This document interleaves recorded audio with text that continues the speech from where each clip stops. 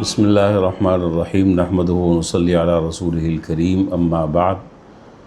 عن سعد بن ابی وقاص رضی اللہ تعالی عنہ قال قال رسول اللہ صلی اللہ علیہ وسلم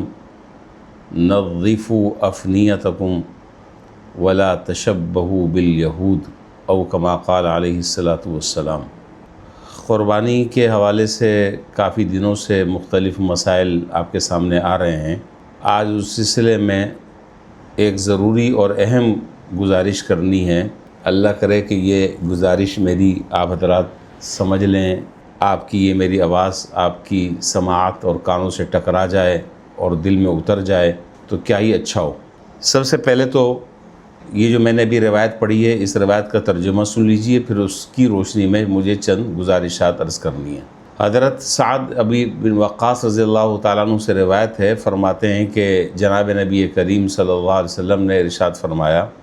نظفوا افنیتکم،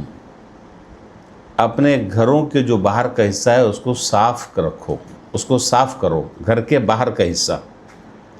ولا تشبہوا بالیہود، اور یہود کے ساتھ مشابہت اختیار نہ کرو۔ یہ بڑا عجیب و غریب ارشاد ہے، شاید آپ کی نظر سے یا آپ کے کانوں سے یہ بات کبھی نہیں گزری ہوگی۔ اس حدیث میں جناب نبی کریم صلی اللہ علیہ وسلم نے یہودیوں کی بری فطرت کا تذکرہ کیا ہے اور اس بری عادت کا تذکرہ کیا ہے جو ان کی طبیعت میں رچ بس گئی تھی۔ وہ عادت یہ تھی کہ وہ اپنے گھر کا کچرا کوڑا کباڑ وہ دوسرے کے گھر کے آگے ڈال دیتے تھے، سامنے ڈال دیتے تھے، اور یہ ان کی پرانی فطرت تھی، گندگی پھیلانا، اپنے گھر کو صاف کر کے دوسرے کے دروازے پر کچرا ڈالنا۔ تو آپ نے فرمایا کہ مسلمانوں کو چاہیے کہ وہ یہودیوں کی فطرت پر عمل نہ کریں۔ مسلمان کی تو ہر چیز نرالی ہے، مسلمان کی ہر چیز کی ایک الگ شان ہے، دور سے نظر آتا ہے، اور ہم جس اللہ تعالیٰ نے جو دین ہمیں عطا فرمایا وہ تو سراپا نظافت اور صفائی اور ستھرائی کا درس دیتا ہے،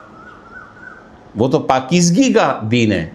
اسلام نے جتنی پاکیزگی اور صفائی اور ستھرائی پر زور دیا ہے، اتنے کسی بھی مذہب میں آپ کو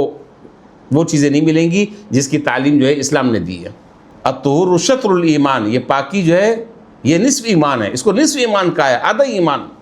یہ بات یاد رکھیے کہ اسلام صرف عبادات کے ادا کرنے کا نام نہیں ہے۔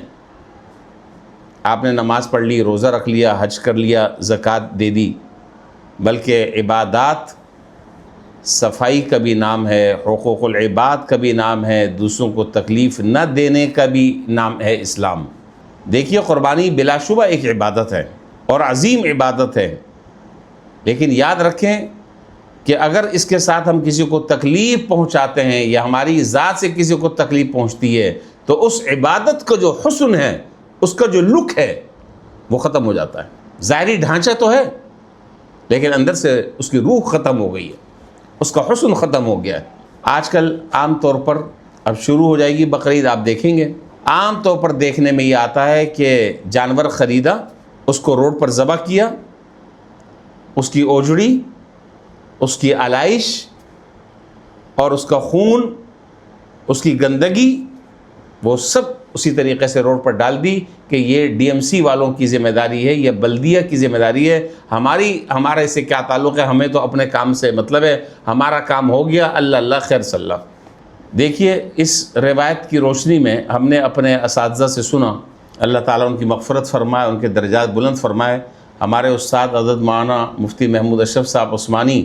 نور اللہ مرقدہ، شیخ الحدیث جامعہ دارالعلوم کراچی، حضرت یہ بات ذکر کر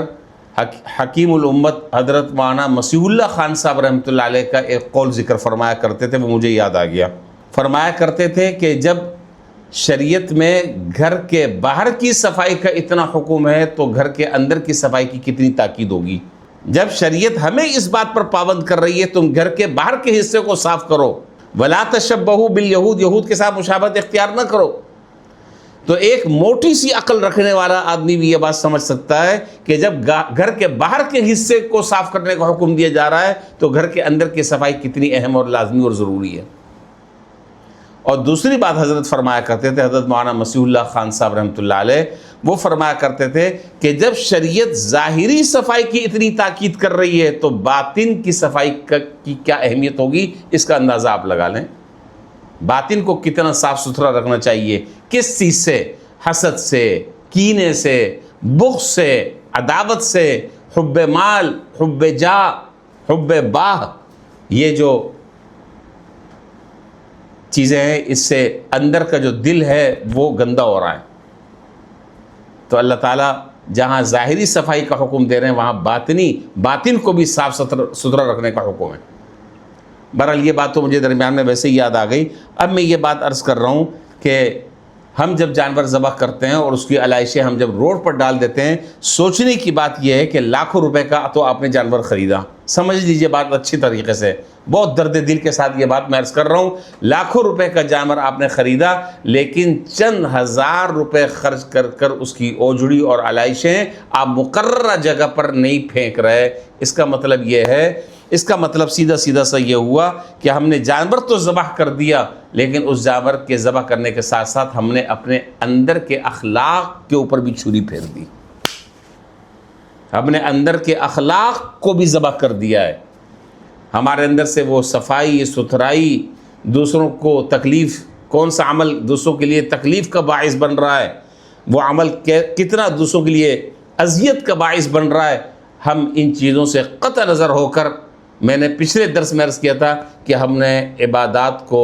اپنی شوق پورا کرنے کا نام ہم نے دین رکھ لیا ہے، چند رسومات کے پورا کرنے کا نام دین رکھ لیا ہے۔ اللہ اور اس کے رسول کی کیا تعلیمات میرے لیے ہیں، ہم اس سے آنکھیں بند کر بیٹھے ہیں۔ تو یاد رکھیے کہ یہ گلیاں بھی ہماری ہیں، جو دائیں بائیں رہ رہے ہیں یہ گلیاں ان کی بھی ہیں، لیکن ہم نے ان گلیوں کو معاف کیجیے گا، ان گلیوں کو ہم نے اپنا ذاتی مذبح خانہ سمجھ لیا ہے۔ بلدیہ والوں کی ذمہ داری ہے کہ وہ اٹھائیں، نہیں تو وہ 3 4 دن تک وہاں پر پڑا رہے گا، سڑتا رہے گا، تعفن ہوتا رہے گا، آنے جانے والوں کی ناک پھٹ رہی ہوگی، دماغ پھٹ رہا ہوگا، وہ اذیت سہ رہے ہوں گے، جس کے گھر کے سامنے وہ علائش پڑی ہوئی ہے وہ بیچارہ کس طریقے سے زندگی گزار رہا ہوگا، کس تکلیف میں ہوگا۔ آج یہ درد میرے اندر سے ختم ہو چکا ہے، مجھے اپنے الو سیدھا کرنا ہے، مجھے اپنے کام سے کام ہے، اپنا مطلب میرا جس میں ہے، بس باقی دنیا جائے بھاڑ میں، یہ مسلمان کی شان نہیں ہے۔ مسلمان کی شان تو حضور صلی اللہ علیہ وسلم بیان فرما رہے ہیں کہ المسلم من سلم المسلمون من لسانہ ویدی، کامل مسلمان کہلانے کے لائق وہ ہے جس کی زبان سے بھی دوسرا مسلمان محفوظ رہے، اس کے ہاتھوں کی اظہار رسانیوں سے بھی دوسرا مسلمان محفوظ رہے۔ یہ کیسے مسلمان ہے؟ قربانی کر رہا ہے لاکھوں روپے کی، لیکن چند روپے خرچ کر کے اپنی گلی کو اور اپنے حصے کو صاف نہیں کر رہا۔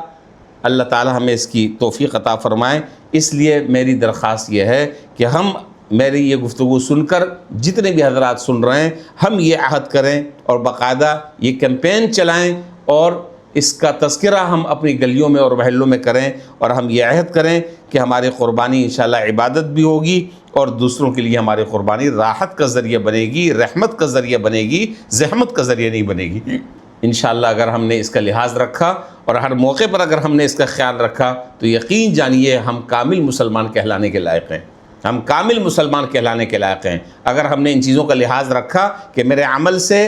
میری ذات سے کسی دوسرے مسلمان کو تکلیف نہیں پہنچ رہی، میں حتی الامکان اس کی کوشش کر رہا ہوں، تو آپ یقین کریں ہو سکتا ہے کہ ہمارے ان اخلاق اور اعمال کو دیکھ کر کوئی غیر مسلم مسلمان ہو جائے۔ اللہ تعالی ہمارے حال پر رحم فرمائے۔ اور میری پھر درخواست آخر میں یہی ہے کہ جب آپ جانور کا قربانی کا جانور جب آپ ذبح کر رہے ہیں تو ذبح کرنے کے بعد اس کی جو علائش ہے، اس کی جو اوجڑی ہے، اس کی جو گندگی ہے، وہ تھوڑے سے پیسے خرچ کروا کر کسی کے ذریعے اٹھوا کر جو مقررہ جگہ ہیں وہاں پر آپ ڈال دیں گے، اس سے انشاءاللہ گلی بھی صاف ستھری ہو جائے گی، گزرنے والوں کو سہولت بھی ہوگی، راحت بھی ہوگی، آنے جانے والوں کو کوئی تکلیف بھی نہیں ہوگی، اور ہر آدمی اگر یہ کر لے تو وہ گلی جو ہے وہ جنت کا نمونہ بن جائے گی۔ اللہ تبارک و تعالی ہمیں اس پر عمل کرنے کی توفیق عطا فرمائے۔ وآخر دعوانا ان الحمدللہ رب العالمین۔